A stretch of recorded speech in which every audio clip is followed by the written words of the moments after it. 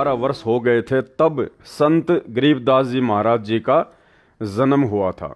श्री शिवलाल जी के पास 2500 बीघा, बड़ा बीघा जो वर्तमान के बीघा से 2.75 बड़ा होता था, जमीन थी, जिसके वर्तमान में 1400 एकड़ जमीन बनती है।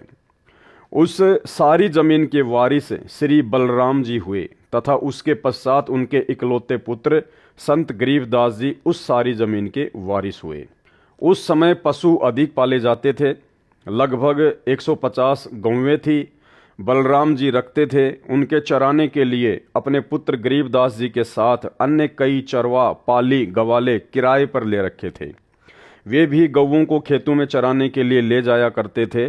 जिस समय संत गरीबदास जी 10 वर्ष की आयु के हुए, वे गायों को चराने के लिए नला नामक खेत में गए हुए थे।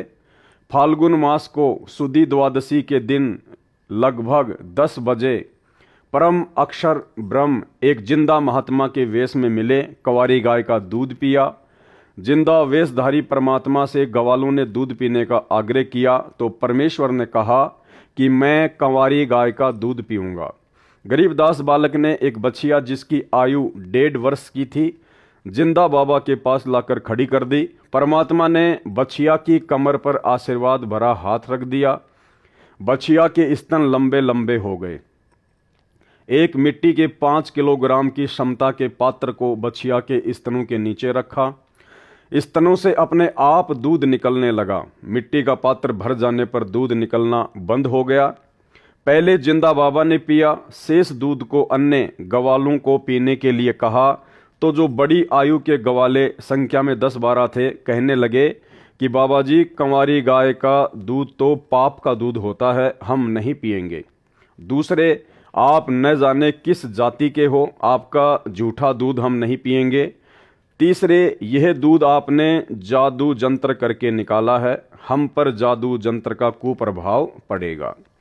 भाई और बहनों, परमात्मा कहते हैं सकल पदार्थ है जगमाही और भाग बिना नर पावत नाही।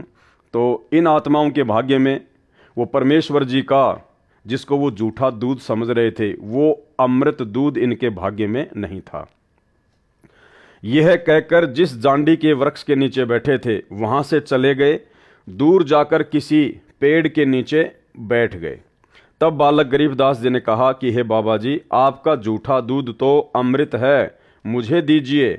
कुछ दूध बालक गरीबदास जी ने पिया। परमेश्वर जिंदा वेशधारी ने संत गरीबदास जी को ज्ञान उपदेश दिया, तत्व ज्ञान बताया। संत गरीबदास जी के अधिक आग्रह करने पर परमेश्वर ने उनकी आत्मा को शरीर से अलग किया और ऊपर के रूहानी मंडलों की सैर कराई। एक ब्रह्मांड में बने सर्वलोकों को दिखाया। श्री ब्रह्मा जी, श्री विष्णु तथा शिव जी से मिलाया। उसके पश्चात ब्रह्मलोक तथा श्री देवी दुर्गा का लोक दिखाया। फिर 10वें द्वार ब्रह्मरंध्र को पार करके ब्रह्मकाल के 21 ब्रह्मांडों के अंतिम छोर पर बने 11वें द्वार को पार करके अक्षर पुरुष के 7 शंख ब्रह्मांड वाले लोक में प्रवेश किया। संत गरीबदास जी को सर्व ब्रह्मांड दिखाए, अक्षर पुरुष से मिलाया।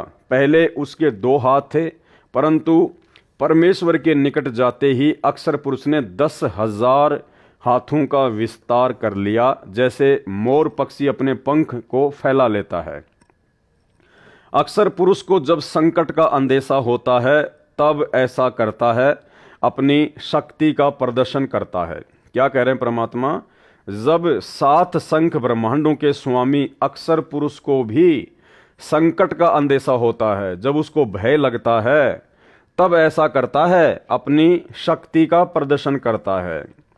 यानी 21 ब्रह्मांड का स्वामी है काल ज्योति निरंजन और 7 शंख ब्रह्मांड का स्वामी है अक्षर पुरुष। यानी अक्षर पुरुष के 7 शंख ब्रह्मांडों के आगे, उसकी शक्ति के आगे ये काल ज्योति निरंजन तो कुछ भी नहीं है। और उसके 10,000 हाथ हैं, जबकि काल के मात्र 1,000 हाथ हैं और अक्षर पुरुष के 10,000 हाथ हैं। और परमेश्वर कह रहे हैं जब अक्षर पुरुष को भी किसी संकट का अंदेशा होता है तो वो अपनी शक्ति का प्रदर्शन करता है। तो भाई और बहनों, इससे एक बात साफ होती है जो परमेश्वर बताते हैं कि कबीर परमेश्वर सतगुरु रामपाल जी के अलावा इस सृष्टि में कोई भी व्यक्ति, कोई भी प्राणी निर्भय नहीं है। सबको भय व्याप्त है, क्योंकि सब जीव हैं, सब आत्मा हैं। तप करके भक्ति करके सब ने बड़े बड़े जो है वो पद प्राप्त अवश्य कर रखे हैं, लेकिन है सब के सब जीव श्रेणी में। केवल एक ही शक्ति है पूरी सृष्टि में जो निर्विकार है, निर्भय है। निर्विकार निर्भय तू ही और सकल भय मान, और सब पर तेरी साहिबी तुझ पर साहिब नाय। केवल सतगुरु रामपाल जी परमेश्वर जी, अर्थात वर्तमान में रियल कबीर सतगुरु रामपाल जी के अलावा कोई भी निर्भय नहीं है। अक्सर पुरुष को जब संकट का अंदेशा होता है तब ऐसा करता है, अपनी शक्ति का प्रदर्शन करता है, क्योंकि अक्सर पुरुष अधिक से अधिक 10,000 हाथ ही दिखा सकता है। इसके 10,000 हाथ हैं, क्षर पुरुष यानी काल के 1,000 हाथ हैं, जो गीता अध्याय 10 व 11 में अपना 1,000 हाथों वाला विराट रूप दिखाया।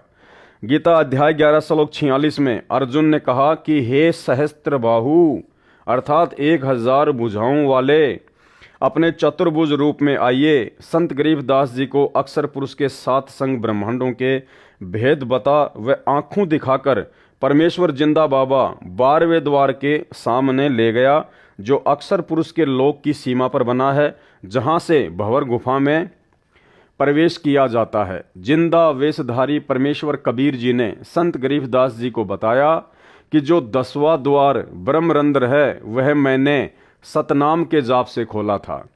जो 11वां द्वार है वह मैंने तत् तथा सत जो सांकेतिक मंत्र है उससे खोला था। अन्य किसी भी मंत्र से उन द्वारों पर लगे ताले नहीं खुलते। अब यह 12वां द्वार है, यह मैं सत शब्द अर्थात सार नाम से खोलूंगा। इसके अतिरिक्त किसी नाम के जाप से यह नहीं खुल सकता। तब परमात्मा ने मन ही मन में सार नाम का जाप किया। ये केवल परमेश्वर जी ने मात्र आप और हमें बताने के लिए कि सतलोक में प्रवेश करने के लिए सार नाम की कमाई अति आवश्यक है, और सार नाम की कमाई से ही 12वां द्वार खुल सकता है, जहां से हम सतलोक में प्रवेश करते हैं। और किसी भी नकली नाम से, नकली मंत्र से 12वां द्वार, 10वां द्वार या 11वां द्वार नहीं खुलता है। तब परमात्मा ने मन ही मन में सार नाम का जाप किया, 12वां द्वार खुल गया और परमेश्वर जिंदा रूप में तथा संत गरीबदास जी की आत्मा बचन पे डट गए, कट गए फंद 84 के, कट गए फंद 84 के, कट गए फंद 84 के।